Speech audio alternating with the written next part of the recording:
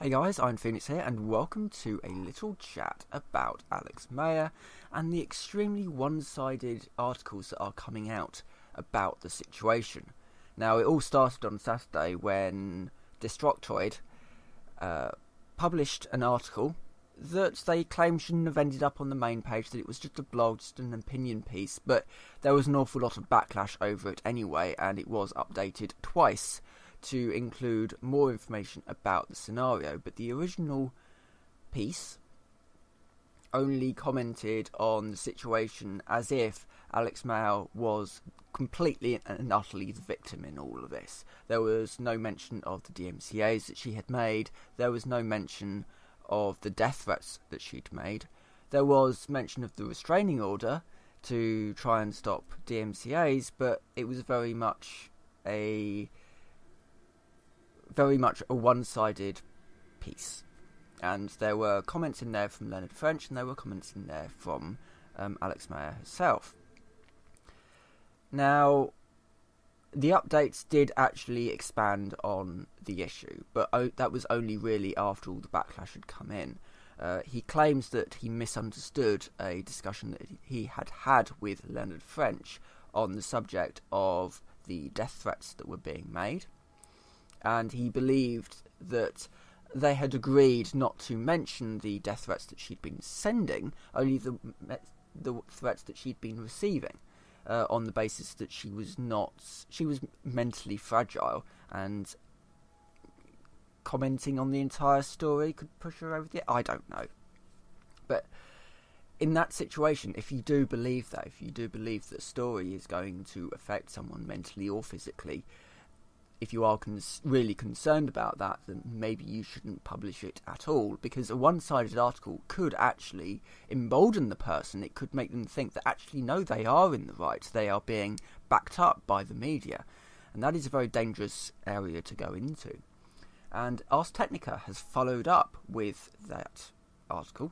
They have their own article, which is the most lazy piece of media that I have ever read, I think.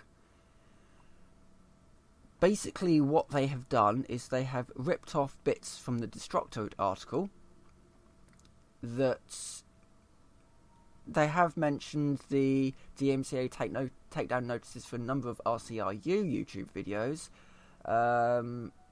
but it is extremely lazy piece of reporting. It's very one-sided.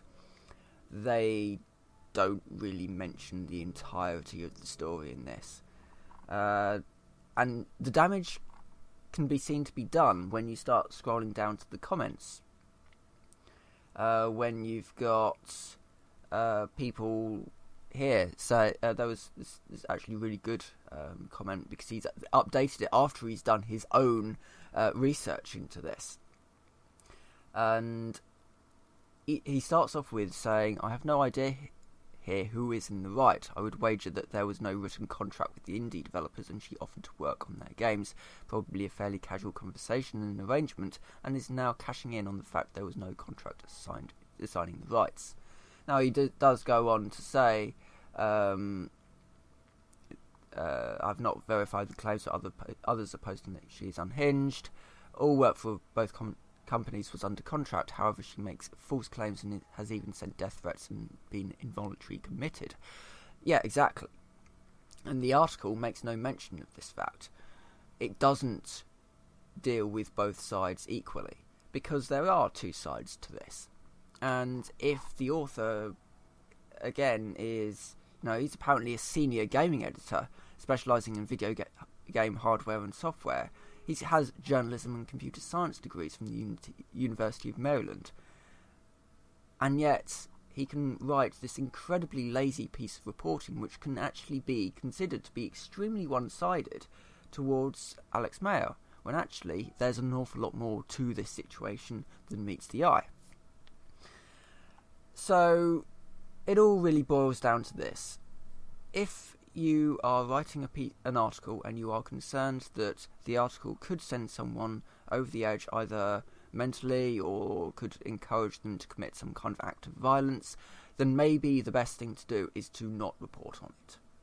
However, if you do believe that this type of thing needs to be talked about, then do your research, watch some YouTubers, and find out the entirety of the story before you leap to conclusions. And the most important thing to do is to report on both sides. If you are going to mention death threats that she has received, then mention the ones that she sent. And also, if you're going to mention DMCA takedown notices, then maybe you should mention the sheer amount that she tried to make. Because it wasn't a few, it was 70 in total. And then she retracted them, and then she hit them again. Or attempted to. By that point, YouTube had kind of caught on with what she had been doing, and blocked them. She even tried to DMCA somebody for using her photo,